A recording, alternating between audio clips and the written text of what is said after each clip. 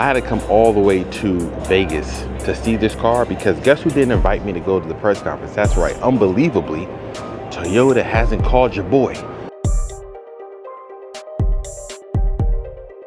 Okay, I had to return to the Toyota booth to get some time with the 2025 GR Corolla without 900 people around it. So we are here. You've seen it a million times because I've talked about it. So I'm gonna just give a little bit of just checking it out. I'm just gonna look at it. So I'm just gonna give you some of the view of like what this really is, because most of the time people want to know like what's the main differences. You've seen inside of my car, and I'm gonna show you inside of this car, and it looks the same.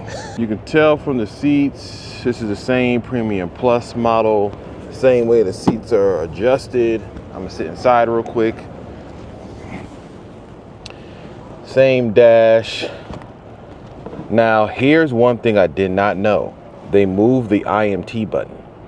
So remember, on our cars, 2023 to 2024, the GR Corolla has the IMT button on the dashboard. So if you remember, I don't know if anybody has the car, they know the IMT button is somewhere down here, and that's where it's located. So that's where I had to put in my, little dongle I put on the side to help it stay on all the time.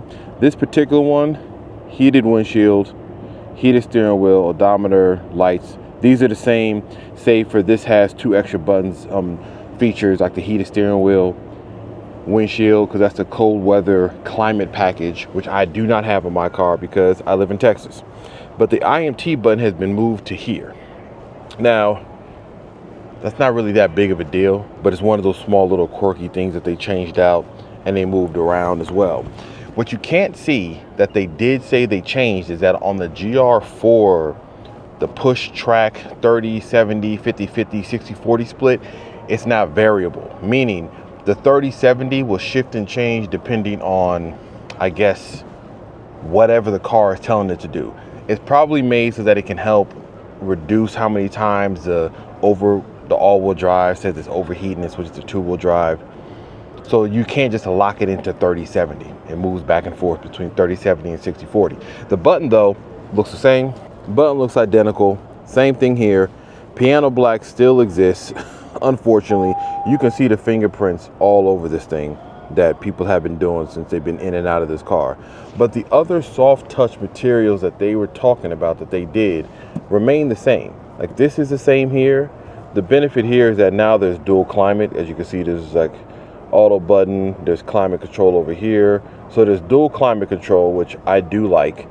I wish maybe we could retrofit that. Dashboard stitching looks the same. Up here looks the same. They warned that this is a pre-production car. I mean, but come on now, you can tell. It looks like there's more microphones on the ceiling because there's one here, there's one here, and there's one here. And I'm positive I don't have 3 sitting on my GR Corolla from 2023. So other than that, this is all very much the same. The steering wheel controls look the same. There's no difference in the button layout that they give you from the menu options you have from this here. I don't even know if I can get into the menu, not from here with the car not on. But the menu options, the buttons look the same for the menu options. The buttons here look the same. The entire car looks identical inside. Heated seats, button control, the wireless charger is still here, heated controls for the passenger. So this entire thing, so the entire car is still the same on the inside. I do not know where those differences are in the car. Does it feel darker in here than it does in my car? No, it feels exactly the same. The piano black is still here. The seats are the same. If you have a circuit edition, these seats right here, same like kind of Alcantara suede and inserts in here. The red stitching is the same. This isn't, some of them might have blue stitching. This particular one is a heavy metal, so it has a red stitching inside of it. It's all the same. Feels good. The IMT button being in a different location is probably the biggest change that I've seen, but everything else is the same. Let's jump outside. And the rear seats are also identical. Nothing changed. Also, there's still no armrest in case you're asking. No armrest, cup holders remain the same, seats remain the same, door card remains the same as well too. And if I look in the trunk in the rear area, This remains the same as well too. And if you're asking if there's a spare tire in this particular model, no, there will not be. As you can see, it will remain just as it is in our car, except they don't have the little foam insert in there because it's a pre-production, but everything's the same. Has a whole entire different front bumper. But if you look down here, inside of that grill area, that is an extra cooler for not the transmission, it's not the oil cooler, it's just an extra cooler in addition to the radiator and everything that's in there. So that's just to help extend the life or extend the cooling properties of the car. Now, I did hear one theory. One thing I did hear is that if you're increasing the cooling of the engine, it on one side helps cool off the oil even more because the entire engine's being cooler. So it's not a dedicated oil cooler. It's not a dedicated transmission cooler. It's not a diff cooler. It's just extra cooling. So the extra cooling helps just keep the overall car cool. So I guess that aids into the oil, it aids into the coolant, and I guess it just aids with what you're driving in on the track, and if you're doing heavy driving, to help resist all those systems from overheating. I don't know how often that happens. Never seen it on my car. People I know that track the GR Corolla hasn't happened, but check out the rear. It is the same. All of this is the same, looks there, same color. The wheels are different. Instead of it being a gloss black, this is a matte black now. And I don't know if that's because on the Premium Plus, they give it a little bit of a different color, or a different wheel, but this is the same one. It's not a BBS, it's still the NK wheels, but now they're matte black. They're no longer gloss black. I prefer that more. Tire size is the same, a 235, 40, 18. It's not a 245 like on the Mariso, so that remains the same. One of the other key differences though that I did notice, or I do know from talking about the car, is that now we have this little vent right here, which is, if you look inside, that extra cooler, it helps the air come out of there, but it also helps the air and the downforce and the stability of the car at high speed. Inside, vents for air, brake cooling, those things remain. I can't really see, you could have to turn the wheel, but all that remains the same. Brakes remain the same as well, same forward piston, same two-piece rotor, and you still get this forged carbon roof, which is cool. I mean, I like it. It's not bad. It still looks the same, gloss black on the wing there. So the overall car is the same. So that's pretty much the whole entire thing. So if you're thinking of waiting, you still get the bulge hood on there. You still get a different bit of a grille. I will say this though, I'm still not the biggest fan of that grille compared to mine, but it does look better in person. A little bit, I can see where they had the aggression on it. The cleanliness of the 2023, the 24 still can't be beat. This one is a little bit more busy, especially if you think about the bumper sensors they have for the parking, and the lack of the fog lights to me is a missing point. Though I will say, if somebody in the aftermarket community was really thinking about adding to this car, I would say, and I know those are vents for air, if you can see down there, that's obviously going to the brakes. I would almost find a way to try to mount a fog light there that still allows the opening to still be used for cooling off the brakes. But I would look for it there. Another thing that they took away, remember on ours, it said GR4. If you had the Circuit Edition, this is the Premium Plus, which is replacing the Circuit Edition. The GR4 is no longer there. So you don't get the GR4 badge. I don't know if anybody cared about that stencil that much, but if it was a cool little thing, feature that you wanted inside of the edition, then you don't get it anymore. It's gone. Another thing, just so you know, I had to come all the way to Vegas to see this car because guess who didn't invite me to go to the press conference? That's right, unbelievably, Toyota hasn't called your boy. But that's okay though, because we're gonna correct that soon enough. Soon enough, I'm gonna have my hands and wheels on that, and we're gonna test it up against my car and see how it works. Especially because I know a few people in the Houston area where I live that are gonna be getting one of these 2025 ones. So we're gonna be having a real good time comparing the modifications I did to mine and what modifications and things happened to this one and what changes they happened. I don't know if maybe changing things in EcuTech will help focus more on this car. I don't know if modifications change how this thing runs because the engine and everything looks the same. So before I run up out of here, let me show you the motor because that one, so you can see the difference. There might not be anything under there. We'll find out. Real quick, under the hood, identical. Nothing has changed. Now, obviously, my car has, you know, difference with the MST performance intake and things that I've changed, but on a stock car, this all looks the same, down to the rain guards in the circuit hood. Same way here. Same engine cover, same display, same labeling, same red. Everything here is the same. None of this has changed. The intake, the snorkel in there, the way it mounts, everything here looks the same. If there's a few differences, it's going to be like bolts and little things that they might have changed or updated. You still do get the badge on there. If anybody notices, down there, there's a badge that talks about where this car was made and who made it. Ours says another name. This one says Meister, which is, remember my other video when I talked about the GRMN one, it was called Gazoo Racing Meister of the Nürburgring, and that badge on the engine says Meister as well, so it's all connected in case you want to know. But other than that, engine, everything's the same, power's the same.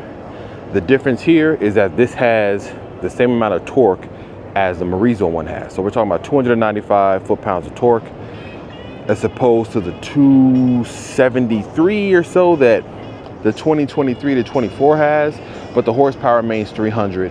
The price tag has gone up. We've already talked about that just a little bit, but it's not terrible. But if you want like the full breakdown of the stats and the parts there, you don't believe what I said, 300 horsepower, 295. This one did not have the 8-speed automatic inside of it, which is I wanted to see, but 6-speed manual, brakes, 4 pistons, everything else is the same. It does not have Toyota like Safety Sense 3.0 or anything like that. It has the same 2.5, I think, that we have in our car. But overall, listen, I am a staunch advocate of the GR Corolla. I'm trying to be that guy, okay? When it comes to modifying it, when it comes to talking about it, I'm gonna be the person that wants to talk the most about it. So I'm looking forward to more time with this car, more information I'm gonna get on this, and the comparison and the continuation that Toyota does on making the GR Corolla platform. So hey, there goes my quick little preview. I'll check around on you later. Peace. I'm continuing on another vehicle that I want to talk about. This is gonna be the GR, this is gonna be like the GR Corolla, maybe the GR86. There's a reason why I'm over here. There's some family lineage between the GR Corolla I just talked about and this right here. But this particular model, as you can see, pays all homage. This pays respect to the classic Celica GT4 rally cars that we have seen from many years ago as well. As you can see from how this looks, from the wing, from the mud flaps, from the livery. This entire setup, center exhaust, this entire setup looks very much like it was pulled from a time of old. So here's kind of one of the main differences and the main things why it's such a big deal. Because if anybody wanted to know why everybody's talking about it, it's because of this right here. So that's the G16E GTS motor, same one that's in the GR Corolla. They now put inside of this GR86 to look like it was a Celica GT4 from the times past. Obviously it's modified, fast coilovers with remote reservoirs. I don't know if they changed much of the power and the performance. If I look in the rear, the downpipe and everything looks pretty much stock, so I don't think they really modified further on this motor, but everything looks the same as far as what you would normally see.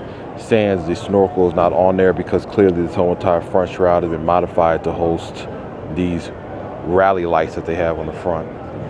But suspension wise, it's been changed to have like rally type suspension, heavy modification on the outside, carbon fiber mirrors from like I think those are it's like the GTLM ones. The steering wheel is the Zestex performance one that you've seen a lot of people have. If you look aside, some little fire suppression. They got the K shifter right up there at the top that I need to put in my car. Sparkle harnesses, Sparkle racing seats, circuit, full gutted interior. Look in the back, it's roll cage, Lexan windows. You can see more of the remote reservoir suspension they have in the back, the carbon buckets, and completely gutted inside. the larger rear wing on the outside, the center exhaust, little tow hook strap there from Sparco, the large mud flaps that I usually am not a fan of mud flaps that big, but I've said it before, seeing it on the car or seeing how it looks here, I'm not opposed to potentially that type of look on the GR Corolla. Speedline wheels, Michelin Pilot Sport tires, the livery, the full-on sliding Lexan window. I mean, this whole entire thing is fire. Now, I would imagine that this is giving us a little bit of a hint at what could possibly come later when it comes to how the Celica is coming, what they're going to put inside the Celica. Most likely it's not going to have a G16. I think it's going to have the 4-cylinder motor that they're working on. But this right here gives you a little bit of a glimpse of what potential there could be on a 2-door coupe with this type of motor and this platform and with all-wheel drive. And another thing too, this utilizes the GR4's all-wheel drive system from the GR Corolla. It's inside of this GR86. So this particular model, and don't worry about the little banner there stopping people trying to open the door. This one runs the all-wheel drive system from the GR Corolla and the motor with the lights. I mean, this whole setup, this whole thing is awesome. Down to the brakes. The brakes are the same. They have the same brakes that are on the GR Corolla. All-wheel drive, the mud flaps. So what I was saying about these mud flaps is that this look is very aggressive, large, exaggerated mud flap look. Might look cool on my car. Center exhaust looks awesome, especially coming out of the center of the bumper. That looks dope. I mean, this whole entire build is a very good glimpse at what the future could hold when Toyota brings out that Celica. Nobody has a date. Nobody knows when it's going to happen, but it is going to happen because they're hinting it heavily. I'm highly interested in knowing what that looks like and what it's going to mean for the community and what other cars are going to come out. To give you an idea of how far they went with that particular GR Corolla, here's a regular one, not the GR86. Here's a regular looking GR86. Not regular, that's a special edition one, but now you can see how much they did for that particular model. That rear wing that they have is one that they need to put into production, but you can tell the difference they have here from this particular special edition green one they have to how far they modified that. And then you also have a Supra over there, and then we have the GR Corolla. Those are the main ones that I wanted to speak about. And over here, just to give you a cool little update on what is happening over here, Toyota made a tribute to Richard Petty. In the Superbird, he raced in many of races, and they made what they call the Superbird, which is same livery, not same livery, but same color, that blue color, carbon fiber front lip, colored at the bottom. This is a Street Hunter wide body kit, HRE, bright cobalt blue 3-piece wheels. Interior isn't much change, it's all stock it looks like, but on the outside, the livery, the colors, the number, and the gentleman that built this was Rutledge Wood, who I follow on Instagram. He makes really cool cars, and this is one of them that he was partnered with in building. And this entire thing looks like it fell out the movie Cars, and you know the honor is paying and who is paying it to. But this is a very cool build, especially for how it looks and what they have in it. And if you don't know, the Street Hunter kit is the one made by TJ Hunt, and that's what they put on this car as far as a wide body. And if I come to the back of it, you can really see how wide it is compared to a regular Supra. So you can see the difference in how wide the wheels are, how they cut out. You see the difference in the wing. And if I turn over here, you can see a regular Supra and how far they modified it and how far it changes to what they did on that Superbird. To give you an idea of the width and the changes they did, this is how far they went, because this is a stock Supra. The changes they did here, what they did for the rear bumper, for the exhaust, for the wing, for the fenders, everything there is highly changed, highly modified. So I like how it looks. So that is a Toyota Superbird.